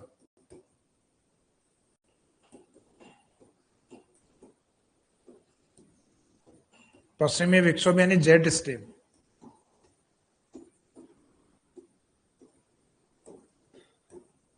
पश्चिमी विक्षोभ के द्वारा आने वाली वर्षा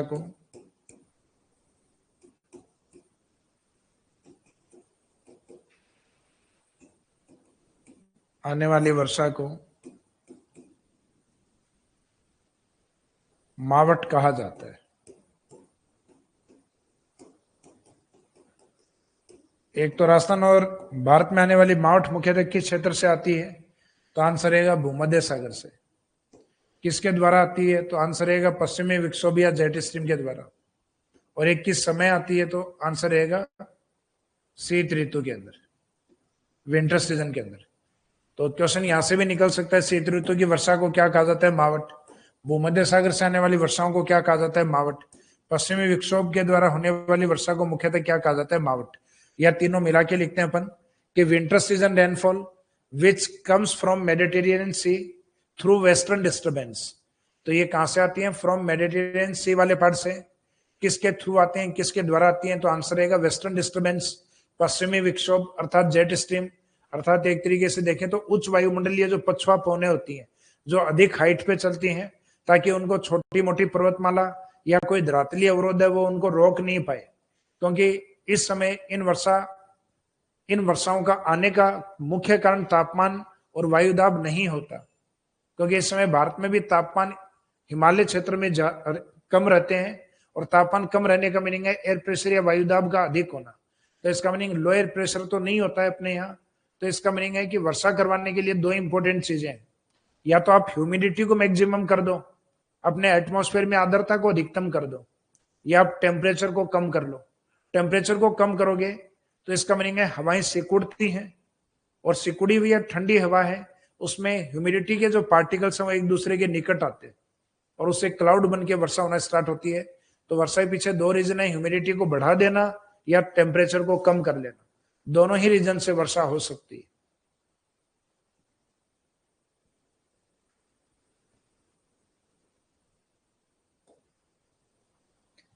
तो शीत ऋतु में भूमध्य सागर की ओर से आने वाली जो पश्चिमी विक्षोभ के द्वारा आने वाली जो वर्षा है उनको मावट कहा जाता है।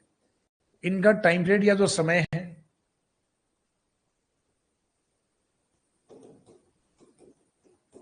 मुख्यतः ये वर्षा दिसंबर से और मार्च के बीच में होती है।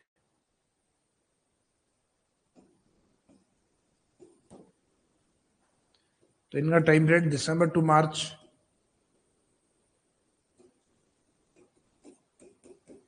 लाभान्वित क्षेत्र अभी जो बताया था राजस्थान का उत्तरी पश्चिमी भाग,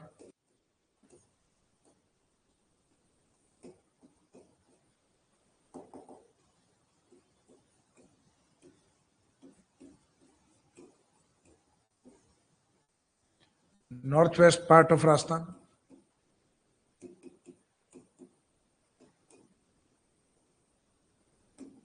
राजस्थान का उत्तरी पश्चिमी भाग जिसमें मुख्य जिला कौन है, श्री गंगानगर। निकटतम हनुमानगढ़,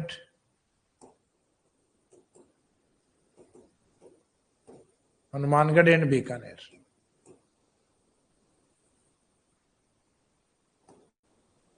तो ये इसके बेनिफिशियरी रीजन लाभान्वित क्षेत्र। लाभान्वित क्षेत्र के बाद में सर्वाधिक लाभ इसका,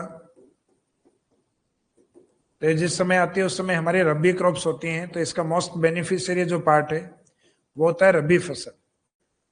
और रबी में भी मुख्यतः सर्वाधिक लाभान्वित फसल है वीट, वीट या गेहूं। तो इसके लिए काफी ज्यादा लाभदायक वर्षा मानी जाती है। गेहूं के लिए लाभदायक होने के कारण इस वर्षा को मुख्यतः गोल्डन ड्रॉप्स भी कहा जाता है। तो मावट को गोल्डन ड्रॉप्स क्यों कहा गया है, क्योंकि इसका लाभ सर्वाधिक गेहूं को होता है। तो गेहूं के रंग के आधार पर इसको टाइटल मिला हुआ है।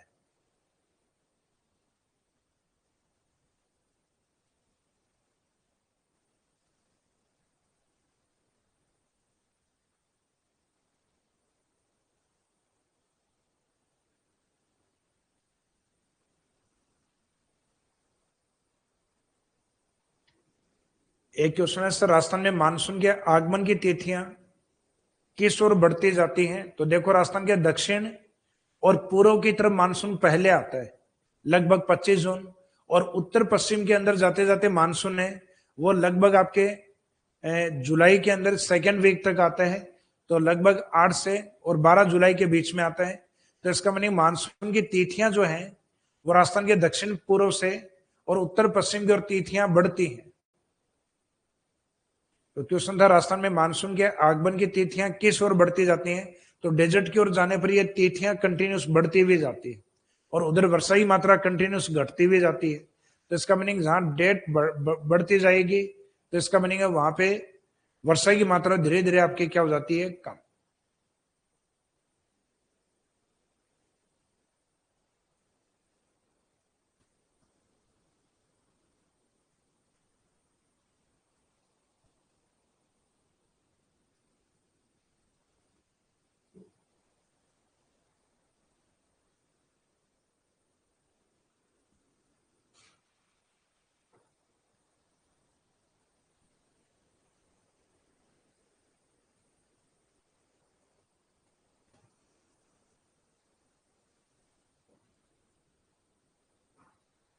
तो सर्वाधिक लाभ गेहूं के फसल को, गेहूं के फसल के आधार पर इसको एक टाइटल दिया जाएगा।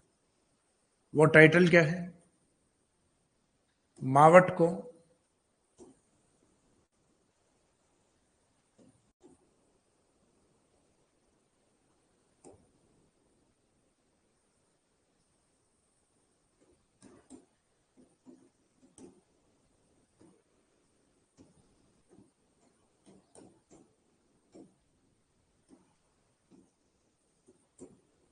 गोल्डन ड्रॉप्स भी कहा जाता है।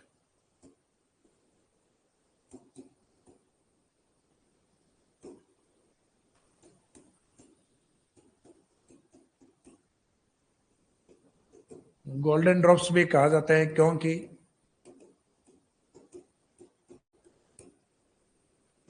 इसका सर्वाधिक लाभ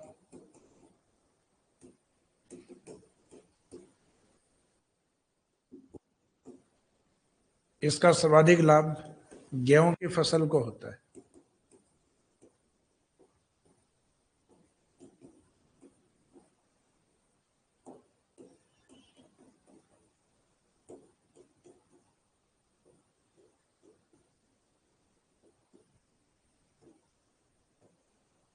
क्योंकि इसका सर्वाधिक लाभ गेहूं की फसल। तो मावट is also known as golden drops because wheat is most beneficiary crop through मावट। तो मावट के थ्रू सर्वाधिक लाभान्वित फसल कौन सी है? गेहूं। तो गेहूं के आधार पर इसको ये रंग दिया गया है गोल्डन ड्रॉप्स।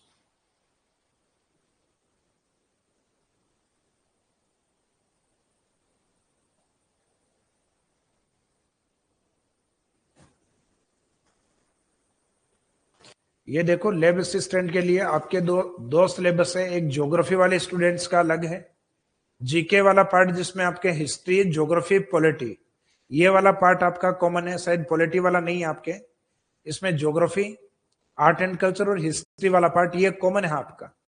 और उसके बाद में कुछ जो स्टूडेंट हैं जैसे ही पूछ रहे हैं कि सर लैब असिस्टेंट में क्या सिलेबस अलग अलग है, तो साइंस वाले स्टूडेंट्स के साइकोलॉजी वाला पार्ट और उनके इंडिया वर्ल्ड वाला जो कॉमन पार्ट है वो ऐड किए हुए हैं। यानी साइंस सब्जेक्ट जिनके हैं उनके सिलेबस को थोड़ा ब्रॉड दिया हुआ है। सिलेबस ब्रॉड दिया हुआ है, लेकिन उनके मोस्टली जो क्वेश्चन है 90 से 95% वो राजस्थान से रिलेवेंट ही आ रहे हैं। राजस्थान से बाहर उनके क्वेश्चन ना के बराबर जा रहे हैं। इसका मीनिंग उनको मेन टारगेट राजस्थान वाला पार्ट है वही करना है। लेकिन बाकी जो पार्ट अगर उनके जो अदर वाला दिया हुआ है, जैसे साइकोलॉजी वाला पार्ट है, तो वो भी कंप्लीट करवाना है। तो इसका मीनिंग सिलेबस का तो पार्ट अपने को कंप्लीट ही पूरा करना है। तो इसका मीनिंग आपके सिलेबस में दो तरीके के इसमें जीके वाले पार्ट में वेरिएशन है। सब्जेक्ट तो आपका अलग अलग है दोनों का। साइंस वालों के साइंस वाले पार्ट है, और जो आर्ट्स वाले हैं जिनके ज्योग्राफी वाला पार्ट है उनका ज्योग्राफी सब्जेक्ट है। लेकिन आपके जीके में भी वेरिएशन है।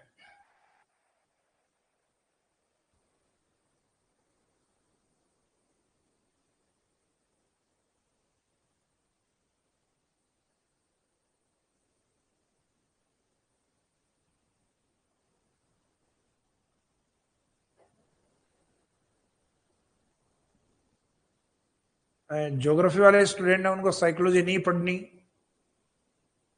क्योंकि उनके सिलेबस में नहीं दिया हुआ, तो उनके पार्ट में, वो सिलेबस के पार्ट में ऐड नहीं है।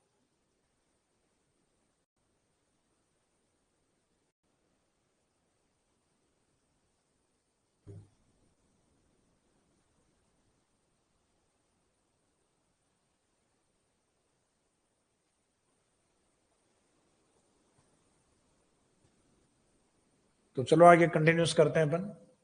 तो ये माउट वाला गोल्डन ड्रॉप्स क्यों कहा गया है? क्योंकि गेहूं की फसल अधिक होती है और गेहूं के कलर के आधार पर इसको नाम दिया गया है। दूसरा पॉइंट है कि इस शीतकालीन जो वर्षा है,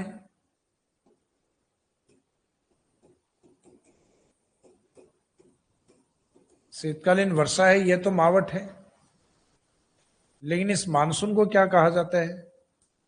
तो शीतकालीन जो मानसून है उसके लिए शब्द अलग है।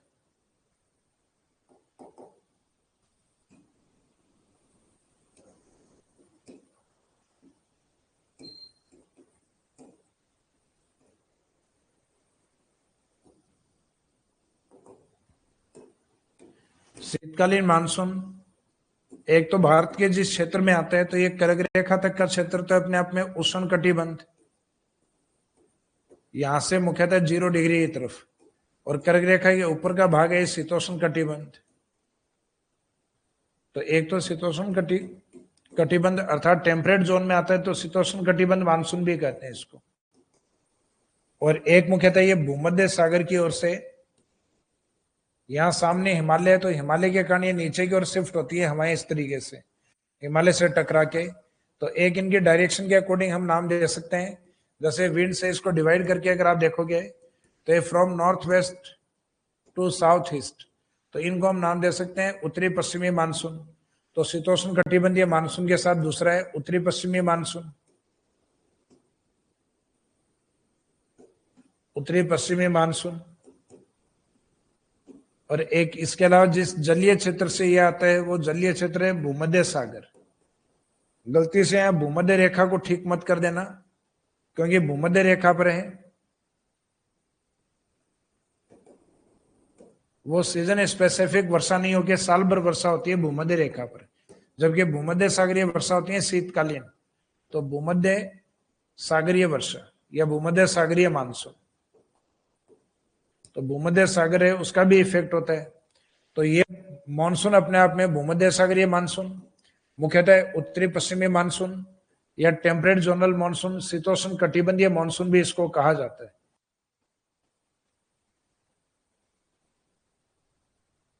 तो ये थोड़ा सा एक टफ क्वेश्चन हो जाता है अपने कि मुख्यतः इस मानसून का नाम क्या है शीतकाल वाले का? तो एक तो जिस जलीय क्षेत्र से आता है उसके अकॉर्डिंग भूमध्य सागर, मेडिटेरियन सी मानसून। एक भारत के जिस ओर से एंट्री करेगा तो विंड डायरेक्शन को देख के बताएंगे भारत के उत्तर पश्चिम, तो इसका विंटर सीजन मानसून उत्तरी पश्चिमी मानसून। और उसके अलावा इस मानसून को हम जिस टेम्परेट जोन यानी जिस जलवायु कटिबंध में आता है अर्थात शीतोष्ण कटिबंध, तो उसके अकॉर्डिंग इसको टेम्परेट जोन मानसून भी कहा जाता है, शीतोष्ण कटिबंधीय मानसून।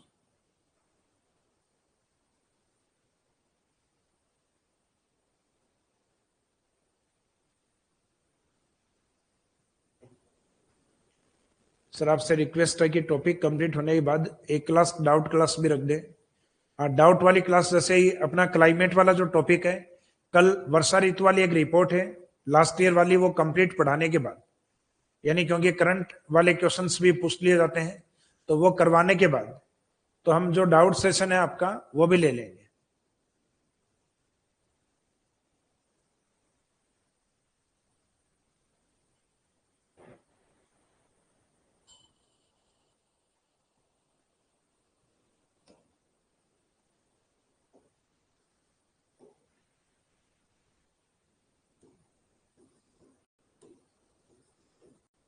तो माउट कंप्लीट हो गई। माउट के साथ दूसरी प्रमुख घटना कौन सी है? तो दूसरी प्रमुख घटना है शीतलहर।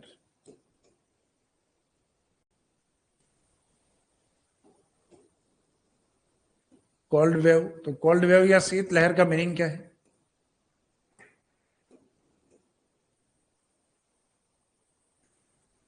सर्दियों में जनरली जो हिमालय वाला जो पार्ट है, जो ये राजस्थान के उत्तर पूर्व की तरफ आता है,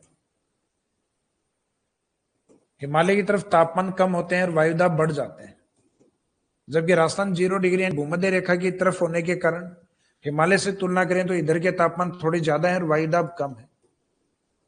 तो इस कारण उच्च वायुदाब यानी हिमालय क्षेत्र से राजस्थान की ओर ठंडी हवाएं आती हैं, जो राजस्थान के उत्तरी पूर्वी भाग को प्रभावित करती है। तो ये ठंडी हवाएं हमारे लिए कौन सी हैं? शीतलहर।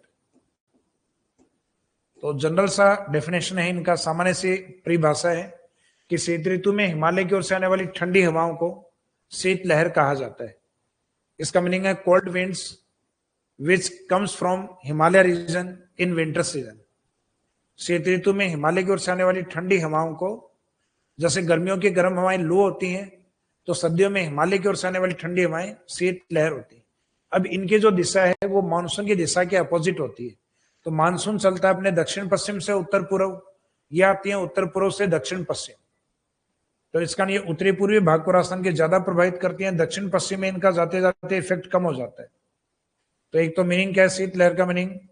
तो शीत ऋतु में हिमालय की ओर से आने वाली ठंडी हवाएं, हिमालय की ठंडी हवाएं होती।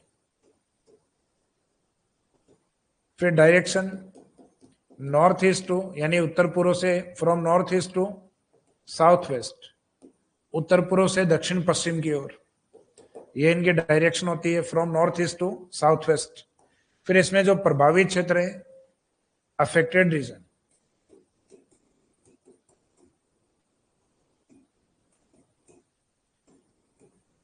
तो राजस्थान में इनका जो प्रभावित क्षेत्र है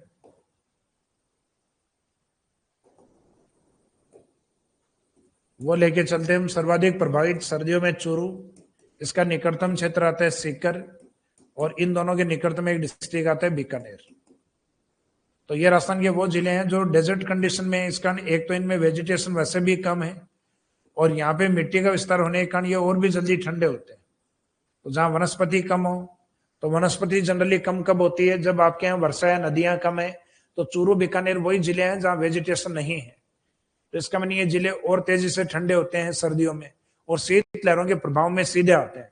अब अपने माइंड में आता है सिर्फ गंगानगर हनुमानगढ़ भी तो ऊपरी है, लेकिन गंगानगर हनुमानगढ़ की और वाटर अवेलेबिलिटी अच्छी है, वहां कैनाल्स है, गंग नहर, आईजीएनपी, राजीव गांधी सिद्धमुख कैनाल। तो उत्तरी राजस्थान में उन जिलों में कैनाल होने के कारण ह्यूमिडिटी ज्यादा है, आर्द्रता अधिक है, और आर्द्रता किसको? टेम्परेचर को होल्ड करती है। तो इसका मतलब हनुमानगढ़ और गंगानगर के टेम्परेचर आपके चूरू बीकानेर से फिर भी 2-4 डिग्री सेल्सियस ऊपर रहते हैं, यानी बहुत ज्यादा गैप नहीं होता, टेम्परेचर में बहुत कम गैप रहता है। लेकिन यह तय है कि उत्तरी राजस्थान के ज्यादा ठंडे होने वाले जिले चूरू, सीकर, बीकानेर, और उसके बाद में गंगानगर, हनुमानगढ़।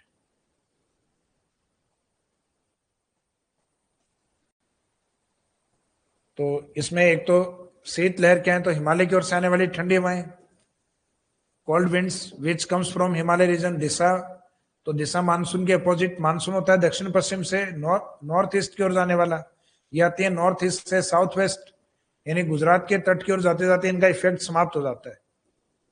तो इसका मतलब राजस्थान के उत्तरी पूर्वी भाग को अधिक प्रभावित करते हैं। तो प्रभावित या अफेक्टेड रीजन में चूरू, सीकर, बीकानेर, सर्वाधिक प्रभावित जिला रहता है इसमें चूरू। तो इसके साथ अपनी जो मॉनसून सीजन जो है, अर्थात जो आपके क्लाइमेट सीजन है, जलवायु की जो ऋतुएं हैं, तो क्लाइमेट सीजन में जो 4 पार्ट थे आपके,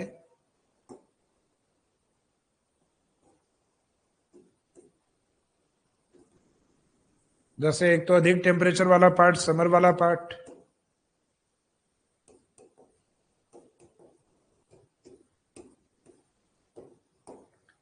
समर सीजन अर्थात ग्रीष्म ऋतु वाला पार्ट,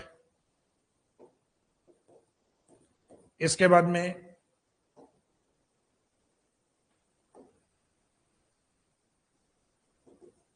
वर्षा जब आई तो उस पार्ट को हमने नाम दिया रेनी सीजन।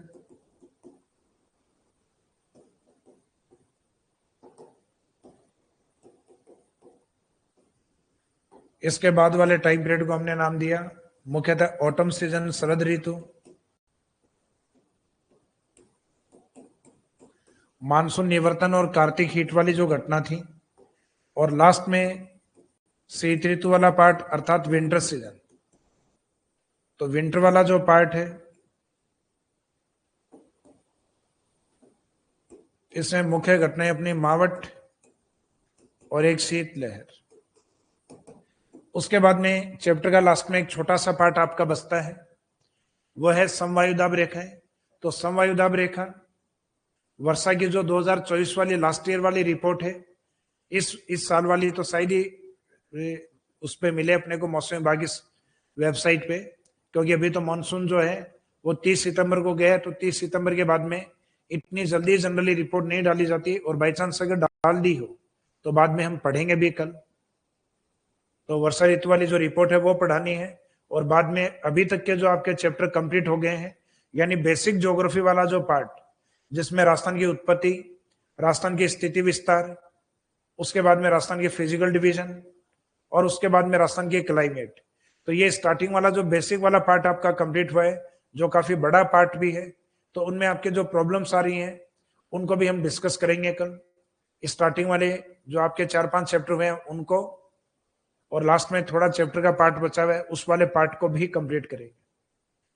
तो आप लोगों का एक क्वेश्चन है जिसमें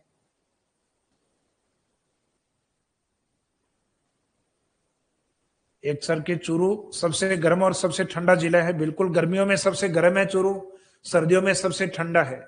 इस कारण वार्षिक तापांतर सबसे ज्यादा किसके होते हैं? चूरू के। तापांतर का मीनिंग तापमान में अंतर, क्योंकि एक सीजन में तो ये हाईएस्ट टेम्परेचर है और एक सीजन में लोवेस्ट टेम्परेचर है।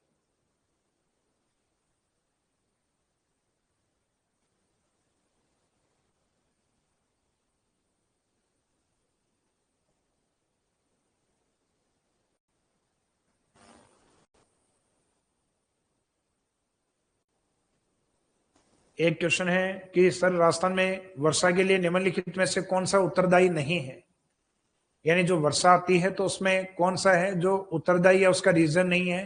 अरब सागरीय शाखा तो आती है हमारे मानसून की, दूसरी बंगाल की खाड़ी शाखा बिल्कुल ये भी आती है अपने यहाँ मानसून में, दोनों शाखाएं आपको बताई है मैंने। उसके बाद में पश्चिमी विक्षोभ बिल्कुल आता है, पश्चिमी विक्षोभ मावट के रूप में। फिर है लौटता हुआ मानसून, तो लौटते हुए मानसून से अपने यहाँ वर्षा नहीं होती, तो लौटता हुआ मानसून तमिलनाडु और उसके तटीय क्षेत्रों के पास वाले जो राज्य हैं उनमें वर्षा करवाता है। अपने यहाँ क्यों नहीं करवाता? क्योंकि अपने यहाँ लैंड पार्ट से जो हवाएं लौटती हैं वो ड्राइनेस अधिक होती है, अर्थात शुष्क दशाएं अधिक होती है, उनमें ह्यूमिड कंडीशंस नहीं होती।